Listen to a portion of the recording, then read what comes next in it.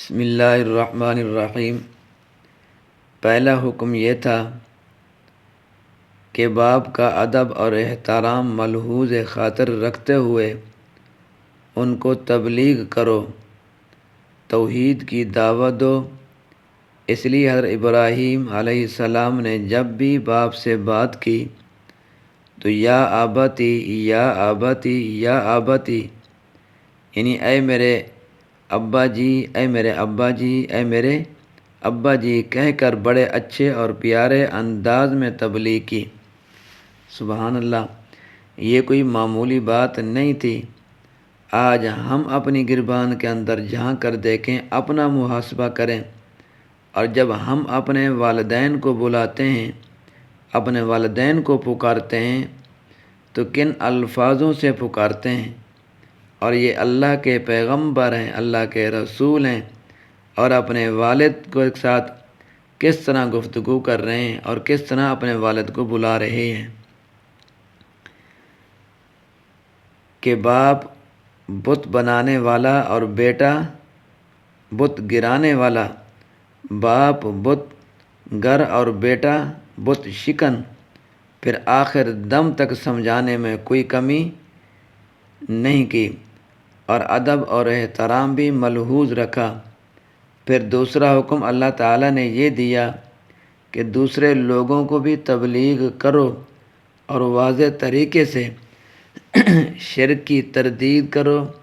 حضرت ابراہیم علیہ السلام نے ساری قوم کے علاوہ وقت کے ظالم اور جابر بادشاہ نمرود بن کنعان، جو بت پرستوں کا پیر و مرشد تھا، ان کو بھی تبلیغ کی اور اس کے سامنے کلمہ حق بیان کیا۔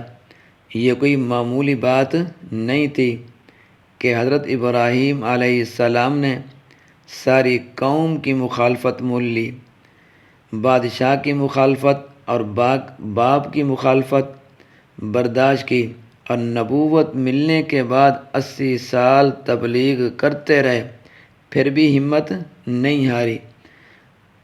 آپ علیہ السلام کو پتھر مارے گئے، گالیاں دی گئی، قید کیا گیا، آگ میں ڈالا گیا اور بہت کچھ ہوا، مگر اسلمت لرب العالمین، میں فرما بردار ہو گیا رب العالمین کے سامنے۔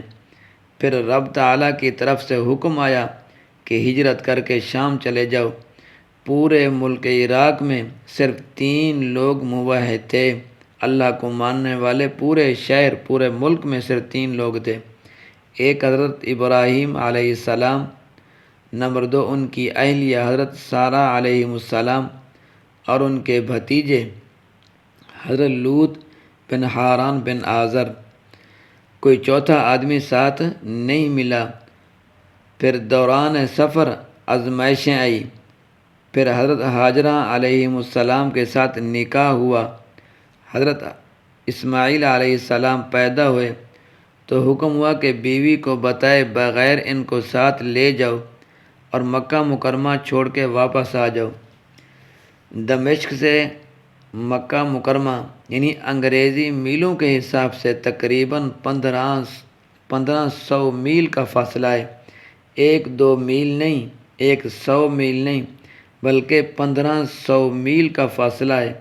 سڑکیں بھی نہیں ہیں، آمد و رفت کے ذرائع بھی نہیں ہیں، اور وہاں سے جنگلات سے گزرنا ہے، راستہ بھی دشوار ہے۔ سفر کر کے جب مکہ مکرمہ پہنچے تو رب تعالیٰ نے فرمایا، یہ جو درخت کھڑا ہے اس کے نیچے ان کو بٹھا کر واپس چلے جاؤ۔ دیکھو کتنا بڑا امتحان ہے کہ جوان سال بیوی ہے اور دودھ پیتا بچہ، اور وہاں چھوڑنا ہے کہ جہاں نہ آبادی ہے، نہ کوئی مکان، نہ کوئی انسان، اور نہ کھانے کا انتظام ہے، نہ پینے کا، صرف رب کا حکم ہے اور مانتے چلے جا رہے ہیں۔ سبحان اللہ۔ پھر آگے دیکھیے حضرت اسماعیل علیہ السلام کی قربانی اور شیطان کو کنکریاں مارنا۔ پھر وہی بچہ جب کام کاج کی عمر کو پہنچتا ہے تو رب تعالیٰ کا حکم آتا ہے کہ اس کو ذبح کر دو۔ کوئی کیل و کال نہیں کی، کہ اے پروردگار ایک ہی تو بچہ ہے، اس کو بھی ذبح کر دوں۔ رب تعالیٰ کے حکم پر عمل کرنے کے لیے تیار ہیں۔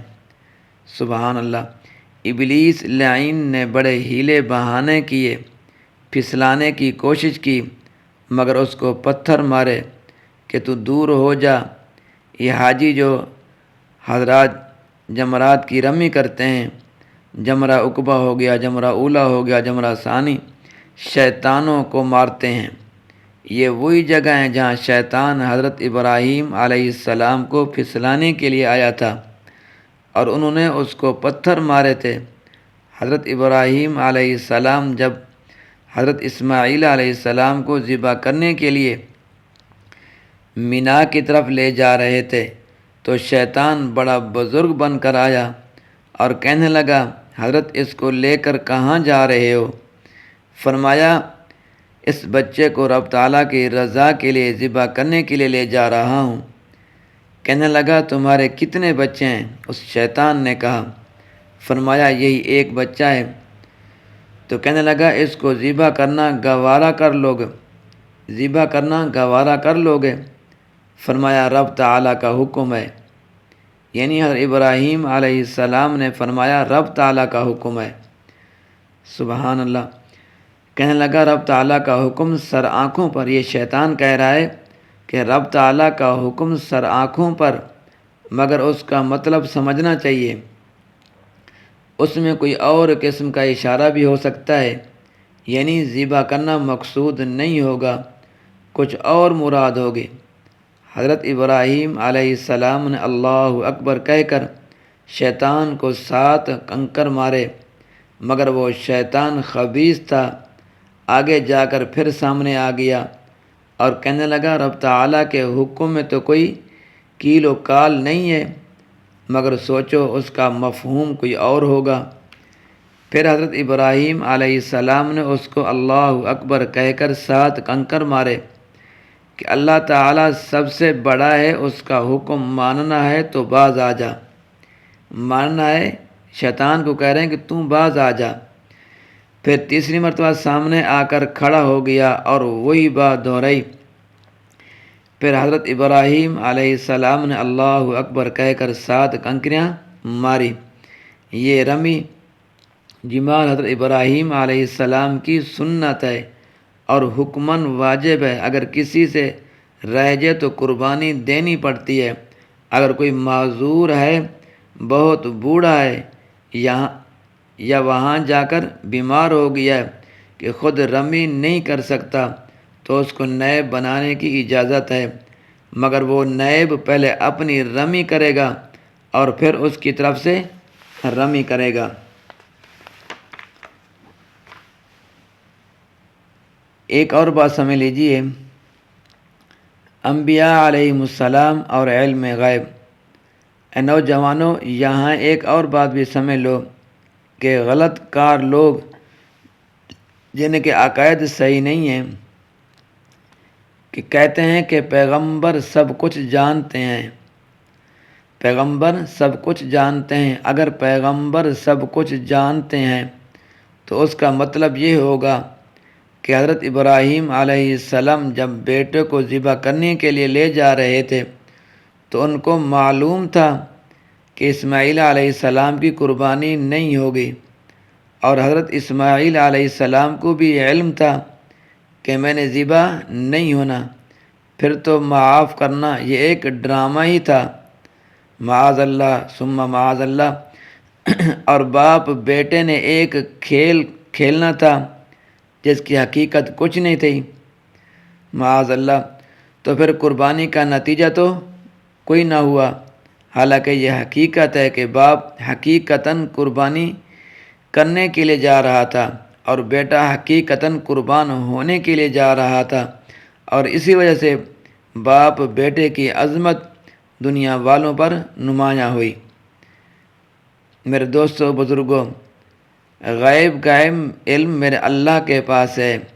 غیب کا علم اللہ نے، غیب کا علم کسی پیغمبر کسی رسول کے پاس نہیں ہے، یہ میرے اللہ کے پاس اس کا علم ہے۔ اللہ تبارک و تعالی ہمیں صحیح سمجھنے کی اور صحیح صحیح عمل کرنے کی توفیق عطا فرمائے۔ اللہ تبارک و تعالیٰ میرا اور آپ کا حامی و ناصر ہو۔